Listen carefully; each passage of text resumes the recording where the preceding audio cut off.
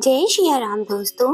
हमारी आज की कहानी है बहू शेर तो ससुर सवा शेर।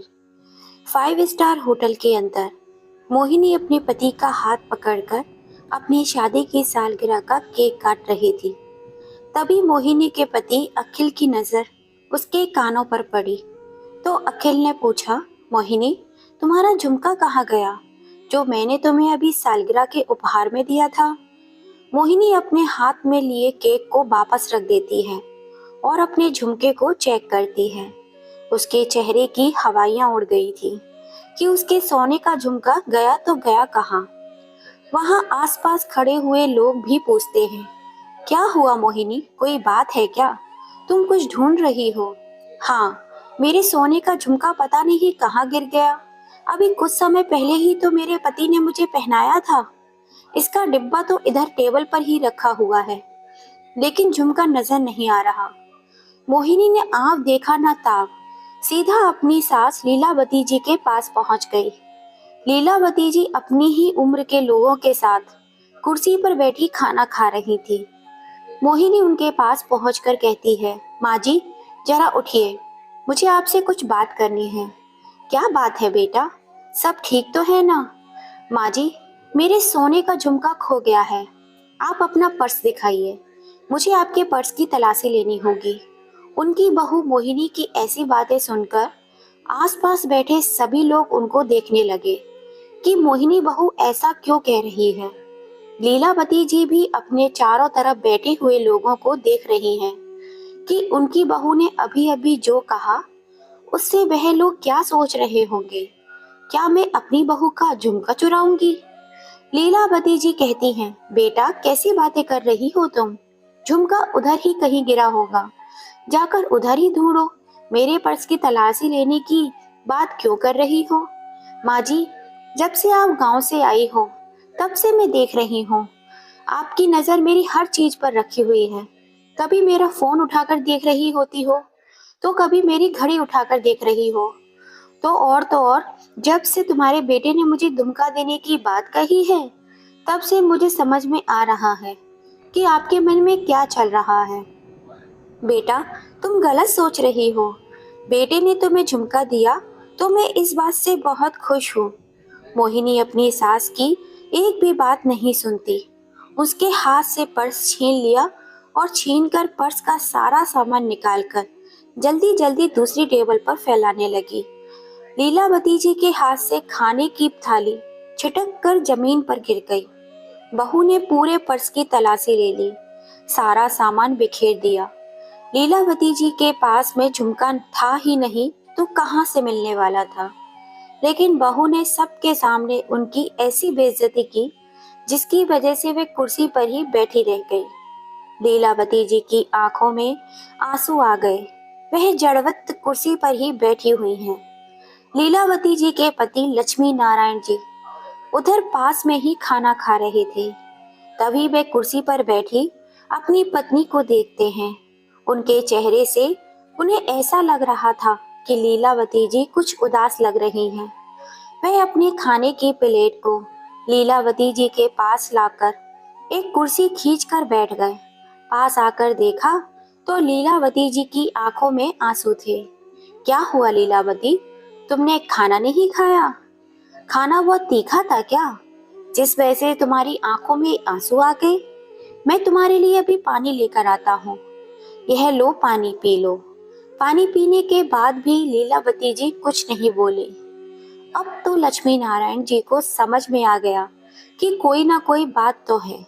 अरे लीलावती, कुछ तो बोलो, ऐसे पत्थर की मूर्ति बनी हुई क्यों बैठी हो? क्या हुआ है?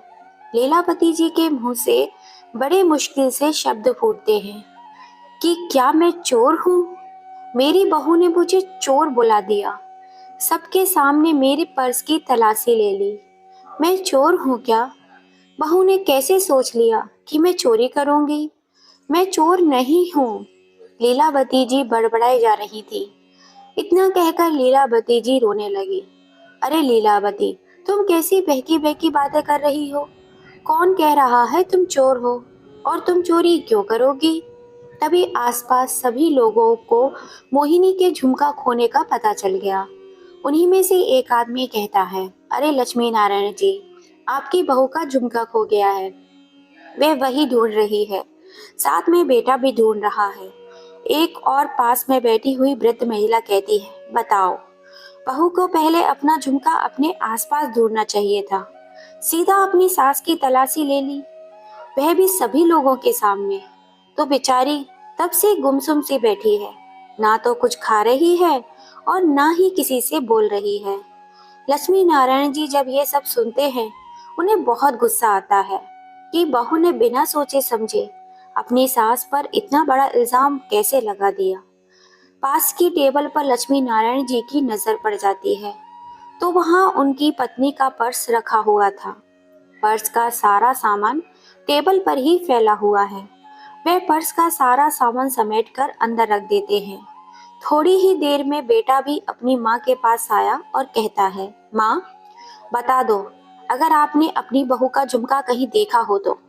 सीधा सीधा तो माँ के ऊपर इल्जाम लगाने की उसकी हिम्मत नहीं हो रही थी, इसीलिए वे गोल गोल घुमा घुमा कर अपनी माँ से पूछ रहा था कि माँ, आपने झुमका कहीं देखा हो तो बता दो। लक्ष्मी नारायण जी अपने बेटे से कहते हैं, तुझे शर्म नहीं आती? अपनी माँ से झुमके के बारे में पूछ रहा है? क्या तुझे अपनी माँ चोर दिखती है? क्या वह तुम्हारी पत्नी का झुमका चुराएगी? क्या कमी है तुम्हारी माँ के पास जो तुम्हारी पत्नी का झुमका चुराएगी? तू इधर से चला जा बेटा, नहीं तो गुस्से में मैं कुछ कर बैठूंगा। मुझसे अब और यह बर्दाश्त नहीं हो रहा। लक्ष्मी नारायण जी अपनी पत्नी का हाथ पकड़कर बेटे के फ्लैट पर वापस आ गए। बेटे बहू अभी भी पार्टी कर रहे हैं। घर पर आकर लक्ष्मी नारायण जी अपनी पत्नी को समझाने की कोशिश करते हैं कि तुम चिंता मत करो, बहू को आने दो, हम उसको भी डांटेंगे कि उसने कैसे सबके सामने तुमसे इस तरह का बर्ताव किया, सबके सामने अपनी सास की तलाशी ले ली। यह बहू ने अच्छा नहीं किया। बहू तो बहू, बेटे ने उसको एक बार भी नहीं रोका कि तुम मेरी माँ की तलाशी क्यों ले रही हो। कमरे में आकर लीलावती जी उस दिन को याद करने लगी जब उनके बेटे बहू ने उन्हें फोन किया था कि माँ, हम अपनी शादी की सालगिरह खूब धूमधाम से मना रहे हैं, आप लोग भी हमारी शादी की सालगिरह की पार्टी में आना। लीलावती जी अपने बेटे के पास जाने के नाम से ही कितना खुश हो गई थी कि चलो, आज पहली बार वह अपनी बहू बेटे के घर जा रही है। क्योंकि जब से बेटे की नौकरी लगी है, तब से जब भी उन्हें अपने बेटे की याद आती थी, वह उसे अपने घर पर ही बुला लेती थी। बेटा भी उधर अकेला एक कमरा लेकर रहता था, तो उधर जाकर भी क्या करते। लेकिन अब तो जब शादी हो गई, तब बहू के साथ उसने एक बड़ा सा फ्लैट खरीद लिया। उसी में वे दोनों आराम से रहते हैं। आज उनकी शादी को पूरा 1 साल होने वाला है। लीलावती जी अपने पति से कहती हैं, सुनो जी, मेरी बहू की यह पहली सालगिरह है, इसलिए तो मैं अपनी बहू को बहुत अच्छा गिफ्ट दूंगी। लक्ष्मी नारायण जी कहते हैं, चलो, मैं आज ही तुम्हें बाजार लेकर चलता हूँ। अपनी बहू के लिए तुम एक अच्छी सी साड़ी खरीद लेना। अरे ना ना, मैं अपनी बहू को साड़ी नहीं दूंगी, मैं तो अपनी बहू को सोने के झुमके दूंगी। अरे, इतना महंगा उपहार तुम अपनी बहू को सालगिरह पर दोगी? चलो कोई ना, तुम्हारी इकलौती बहू है, अब तुम्हें अपनी बहू को सोने का झुमका देने का इतना मन है तो ठीक है, मैं कल ही बैंक से पैसे निकलवा लूंगा और फिर तुम मेरे साथ सुनार की दुकान पर चलना और अपनी पसंद का बहू के लिए एक सुंदर से झुमके खरीद लेना। जिस दिन लीलावती जी अपनी बहू के लिए झुमका लेने गई थी, उस दिन कितनी खुश थी कि अपनी बहू को जब ये झुमका दूंगी तो बहू कितनी खुश हो जाएगी कि मेरी सासू माँ ने मुझे उपहार में सोने के झुमके दिए हैं, वह तो मुझे गले से ही लगा लेगी। पता नहीं क्या क्या अरमान लिए लीलावती जी ने अपने दिल में सजा रखे थे। दरअसल अखिल लीलावती जी और लक्ष्मी नारायण जी का इकलौता बेटा है। लक्ष्मी नारायण जी गांव में ही सरकारी स्कूल में गणित के अध्यापक हैं और साथ ही साथ वह बच्चों को कोचिंग भी पढ़ाते हैं। आसपास के गांव के सभी बच्चे उनसे पढ़ने के लिए आते हैं। क्योंकि जिस तरह वे गणित को पढ़ाते हैं बच्चों को बहुत ही जल्दी समझ में आ जाता है। अपने एरिया के बहुत बड़े प्रसिद्ध अध्यापक हैं। लोग उनको नाम से नहीं जानते। पूरे गांव में तो सभी लोग मास्टर जी के नाम से ही उनको जानते हैं। किसी से भी पूछ लो गणित के मास्टर जी का घर कहाँ है, कोई भी बता देगा। लक्ष्मी नारायण जी का बेटा अखिल पढ़ने में अच्छा था। उन्होंने अपनी बेटी की स्कूल की शिक्षा तो गांव में ही पूरी करवाई। उसके बाद अपने बेटे को बड़े शहर में पढ़ने के लिए भेज दिया। अपनी नौकरी में जितना भी कमाते थे सब कुछ अपने बेटे को पढ़ाई के लिए भेज देते थे और बाकी जो ट्यूशन और कोचिंग करते थे उससे अपने घर का खर्च चलाते थे। एक दिन अखिल भी पढ़ लिखकर अच्छी नौकरी करने लगा। उसे फूड विभाग में एक बहुत बड़ा पद मिल गया। नौकरी लगने के बाद अखिल के बहुत सारे रिश्ते आने लगे, क्योंकि अखिल दिखने में भी अच्छा था और अब तो उसकी नौकरी भी लग चुकी थी। आए दिन कोई ना कोई उसकी शादी के लिए रिश्ते आते ही रहते थे। उनमें से ही लीलावती जी को मोहिनी की फोटो पसंद आ गई। सारी फॉर्मेलिटी पूरी होने के बाद एंगेजमेंट हुई और उसके बाद शादी की तैयारी होने लगी। शादी भी धूमधाम से हुई। लीलावती जी और लक्ष्मी नारायण जी ने शादी में सब कुछ अपनी बहू और बेटे के हिसाब से ही किया था। यहाँ तक कि लोगों की परवाह ना करते हुए चढ़ावे का सारा सामान अपनी बहू के हिसाब से ही खरीदवाया था। अपनी बहू को साथ लेकर गई थी कि मेरी बहू को पहनना है, जैसा वह खरीदेगी हम वैसा ही चढ़ावा खरीदवा देंगे। कौन सा मुझे पहनना है, सब कुछ अपनी बहू के हिसाब से ही किया था। लीलावती जी के मन में कहीं ना कहीं यह भी था कि उनकी कोई बेटी नहीं है। जब बहू आएगी तो बहू को ही बेटी बनाकर रखूंगी। बेटी जैसा लाड़ प्यार दूंगी, उसको महसूस ही नहीं होने दूंगी कि यह उसका ससुराल है। लेकिन लीलावती जी को यह कहाँ पता था कि बेटी बेटी होती है और बहू बहू होती है। बहू कभी बेटी नहीं बन सकती और सास कितना भी कुछ कर ले वह कभी माँ नहीं बन सकती। दुनिया की यही सच्चाई है, इसको कोई बदल नहीं सकता। धीरे धीरे शादी का समय नजदीक आ गया। मोहिनी दुल्हन बनकर लीलावती जी के घर में आ गई। लीलावती जी तो शादी से मैं बहुत खुश थी। वह फूली नहीं समा रही थी कि उनके छोटे से परिवार में एक कौन नया सदस्य आ गया है। उन्होंने अपनी बहू का स्वागत खूब धूमधाम से किया। बहू के स्वागत सत्कार में कोई कमी नहीं आने दी। हालांकि शादी में बहू 10 दिन तक ससुराल में ही रही, लेकिन 10 दिनों में लीलावती जी ने अपनी बहू को पूरी तरह से आराम से बिठाकर खिलाया पिलाया। प्रिय दोस्तों, वैसे भी हमारे इधर शादी में जब बहू आती है तो उससे कोई काम नहीं करवाया जाता, तो लीलावती जी अपनी बहू से का सारा काम खुद ही करती रही। मोहिनी जब दोबारा से अपने ससुराल आई तो सिर्फ 2 दिन ही रुकी। उसके बाद अखिल के साथ नौकरी पर चली गई। लीलावती जी को अपनी बहू के साथ ज्यादा समय बिताने का समय ही नहीं मिला। वह अपनी बहू को ठीक से समझ ही नहीं पाई थी कि बहू का स्वभाव कैसा है, क्या पसंद है उसे और क्या पसंद नहीं है, किस तरह की है। उन्हें तो लग रहा था कि उनकी बहू बहुत अच्छी है। प्रिय दोस्तों, लेकिन जब तक हम किसी को अच्छी तरह से समझ नहीं लेते तब तक हम उसके स्वभाव के बारे में कुछ भी नहीं कह सकते। जब हम उसके साथ रहते हैं तब हमें उसके स्वभाव के बारे में पता चलता है। जब तक हम किसी को अपनी पलकों पर बिठा कर ही रखते हैं हमें उसकी सच्चाई नहीं पता चलती। जब हम उसके पास जाकर रहते हैं तो उसको हमारी जिम्मेदारी उठानी पड़ती है, तब जाकर हकीकत से रूबरू होते हैं। यही हाल आज कुछ लीलावती जी का और लक्ष्मी नारायण जी का भी था। अपने बेटे बहू के फ्लैट पर कमरे में बैठी लीलावती जी यही सब बातें सोच रही थी कि तब तक दरवाजे पर किसी ने आने की आहट सुनाई दी। वह दरवाजा जाकर खोलती हैं तो देखती हैं सामने से उनका बेटा और बहू खड़े हुए हैं। सारी पार्टी को निपटाने के बाद रात के करीब 1 बजे सभी लोग घर वापस आ गए। लीलावती जी शांति से दरवाजा खोलकर वापस अपने कमरे में चली गई। बेटा उनसे कुछ कहने के लिए आगे बढ़ा, लेकिन लीलावती जी का अभी कुछ कहने और सुनने का बिल्कुल भी मन नहीं था। और उस समय भी रात के करीब 1 बज चुके थे, तो वे क्या ही बात करते। कमरे में जाकर चारपाई पर बैठ गई और लक्ष्मी नारायण जी भी जाग गए। कहने लगे, क्या हुआ, तुम अभी तक सोई नहीं? और बाहर किसकी आवाज आ रही थी? कुछ नहीं, बेटे और बहू पार्टी कर कर आए हैं। तभी लीलावती जी को याद आता है, अरे हाँ, हम बहू के लिए वे सोने के झुमके बनवा कर लाए थे, वह तो हमने उसको दिए ही नहीं पाए।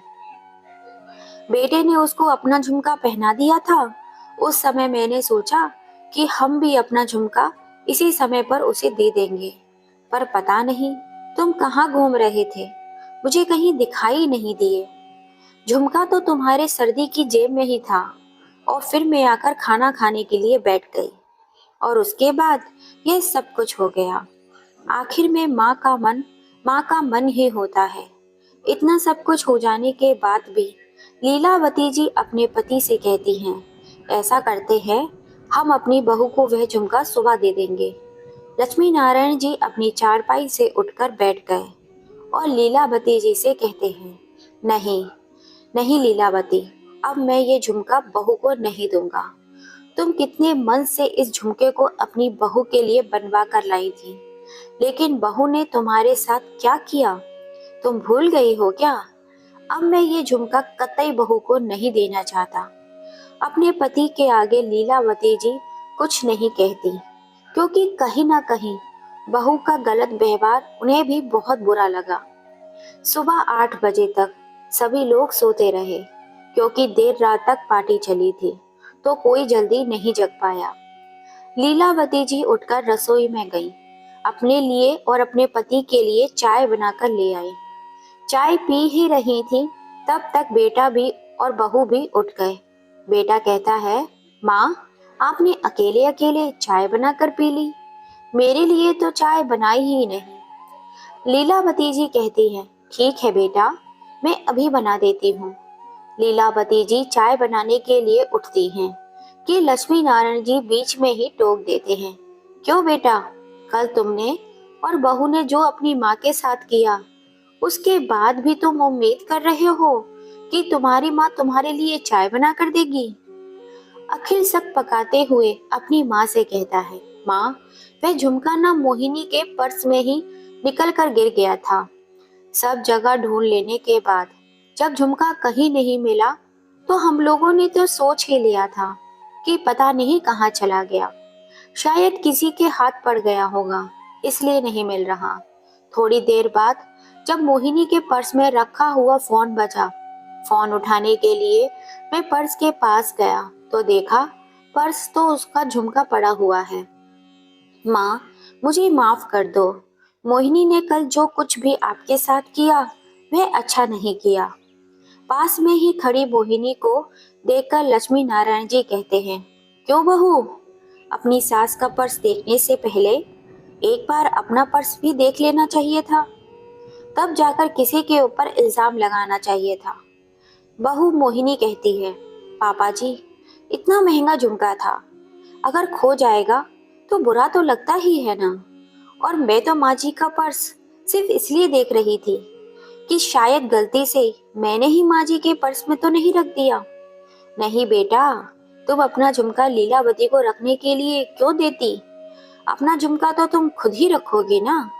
तुमने जानबूझकर अपनी सास का सबके सामने अपमान किया, यह मुझे कतई बर्दाश्त नहीं है।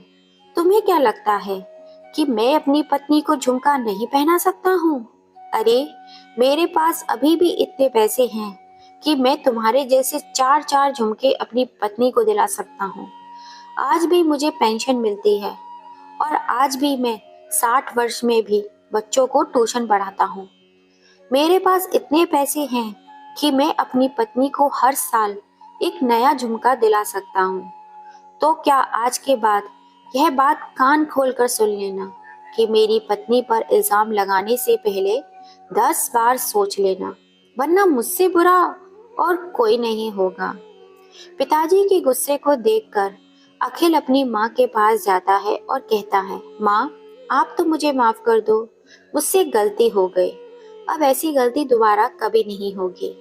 क्योंकि अखिल को पता था उसके पिताजी इतनी आसानी से माफ करने वाले नहीं हैं। लेकिन माँ तो बहुत ही कोमल दिल की है, वह जल्दी ही उसे माफ कर देगी। इसलिए अखिल माँ के पास गया और हाथ जोड़कर माँ से माफी मांगने लगा। आखिर में लीलावती जी ने भी अपनी बहू और बेटे को माफ कर दिया। बाद में बेटा हंसते हुए कहता है, माँ, आपने अपनी बहू को कुछ उपहार में नहीं दिया? क्या आप कुछ लेकर नहीं आई थी देने के लिए? लक्ष्मी नारायण जी कहते हैं, बेटा, लेकर तो आए थे, पर अब देने का मन नहीं है। अब वह उपहार मैंने अपनी पत्नी यानी तुम्हारी माँ को ही दे दिया। वैसे तो तुम्हारी माँ इन चीजों का शौक नहीं रखती, लेकिन अब मैं चाहता हूँ कि वह भी इन सब चीजों को पहने, जिससे लोग कम से कम यह न कहे कि तुम्हारे पास वह सब चीजें नहीं हैं। ऐसा आप हमारे लिए क्या लाए थे, जरा हमें भी तो बताइए पिताजी। पास में ही खड़ी हुई मोहिनी ने अपने ससुर जी से कहा। लक्ष्मी नारायण जी अपनी बहू से कुछ नहीं कहते और चुपचाप से अपने कमरे में चले गए। 2 दिन के बाद लक्ष्मी नारायण जी और लीलावती जी अपने गांव जाने के लिए निकलने लगे। लीलावती जी ने अपने कानों में वही सोने के झुमके पहने हुए थे जो वह अपनी बहू को देने के लिए लाई थी। बहुत ही सुंदर झुमके थे। जब वह जाने लगी तो मोहिनी अपनी सासू माँ के पैर छूने के लिए आई। जैसे ही उसने अपनी सासू माँ के कानों में इतने सुंदर नए डिजाइन के सोने के झुमके देखे तो देखती रह गई और बोली, माँ जी, ये झुमका तो कितना सुंदर है। जो आपका बेटा मेरे लिए लाया था उससे 10 गुना सुंदर है। यह झुमका आपने कब खरीदा? पास में खड़ा हुआ बेटा भी माँ के कानों के झुमके की तारीफ करता है। लीलावती जी कुछ नहीं कह पाती। लक्ष्मी नारायण जी कहते हैं, बेटा, वैसे तो ये झुमका किसी और के लिए लाए थे, लेकिन अब ये मेरी पत्नी का है। बेटा सहू समझ गए कि पिताजी क्या कहना चाहते हैं, लेकिन अब क्या कर सकते हैं। उन्होंने अपनी सासू माँ के साथ जो व्यवहार किया था वह झुमका को मांग भी नहीं सकते थे। मोहिनी इतनी सुंदर झुमके को देखकर अपने हाथ मलती रह गई। मोहिनी का उस झुमके को लेने के लिए मन बहुत ललचा रहा था। किसी ने सच ही कहा है दोस्तों, किसी पर भी इल्जाम लगाने से पहले 100 बार सोच लेना चाहिए, क्योंकि हम जो बोते हैं वही काटते हैं। क्या लक्ष्मी नारायण जी ने बहू के किए गए व्यवहार से परेशान होकर उसे गिफ्ट ना देकर सही किया या गलत? प्लीज अपनी राय हमें कमेंट करके जरूर बताइएगा। और कहानी थोड़ी सी भी पसंद आई हो तो प्लीज इसे ज्यादा से ज्यादा अपने फैमिली फ्रेंड में शेयर कीजिएगा। और अगर अभी तक सब्सक्राइब नहीं किया है तो कर लीजिए, पास में लगी घंटी को दबा दीजिएगा, जिससे हम जब भी कोई नई कहानी डालें उसका नोटिफिकेशन आपको सबसे पहले मिल सके। जय श्री राम दोस्तों।